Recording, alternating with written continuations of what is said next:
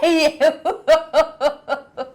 who says this country is not interesting? Like, I don't know, and I cannot understand how anybody can be depressed in this country called Ghana. A country called Ghana. Oh, anyways, members of the jury, I hope your day is going very well. Mine is.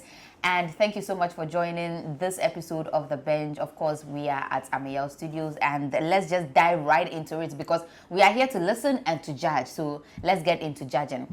If you are not living under a rock in this country, you would know by now that yes, see, they are bringing retired nurses back. They are bringing them back to the hospitals to, cover or fill in the gap of the nurses that are on strike. One will ask, why are nurses even on strike? Why are nurses even on strike? Why are you people on strike? You know that people's lives are tied to the job that you are doing. Want to be sorry and go on strike anyhow. So in the government's own way to salvage the situation, right, so that we will not have patients being left unattended to and will not be counting deaths left, right, center because nurses are on strike, the smartest move they have taken is to bring retired nurses back to the office so that they can take care of the patients.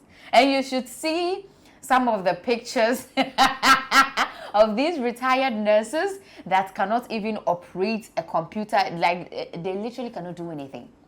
But now that begs the question, and I'm asking, are they going to pay them, the retired nurses that have gone back to work?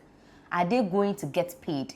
And if they are going to get paid, why wouldn't the government just take that money they are giving to the retired nurses and add it to the money the nurses are asking for so that they will just come back to work? And it will shock you, right?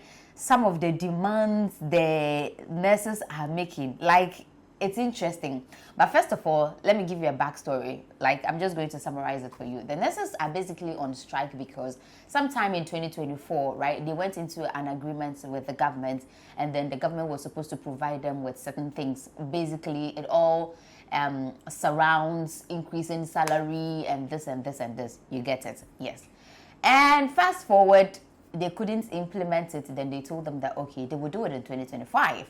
Now we're in 2025, and the finance minister came out, read the budget, and nurses do not have a budget in the finance minister's budget. And they are saying that, okay, now they have to move it to 2026, which means they've waited for 2 years for this to be done, and that is their problem. They can't wait anymore because 2024, 5, and now you're trying to move it to 6. What is their assurance that when it's 2026, you will not move it to 2027? And so it goes. And so he goes. Anyway, so let me just quickly go through some of the things they are demanding for. And some of the things they are demanding for, honestly, even though our lives are tied to you guys, but it's a bit outrageous. Anyway, so here are some of the things the nurses are demanding for. They are saying that they want a book and research allowance, uniform allowance, fuel allowance, 13-month allowance, night out of station allowance, vehicle maintenance allowance, kilometric allowance, a funeral grant, annual professional license renewal fees. Hey! Funeral grant. Hey! What is kilometric allowance? I don't see a day. And your people are looking for vehicle maintenance allowance. How many of you have cars? Jejeme.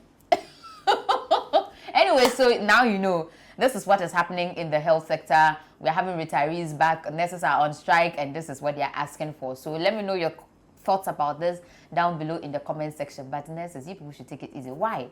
Why is it that anytime there is a strike, mostly it's coming from the health sector? Moving on.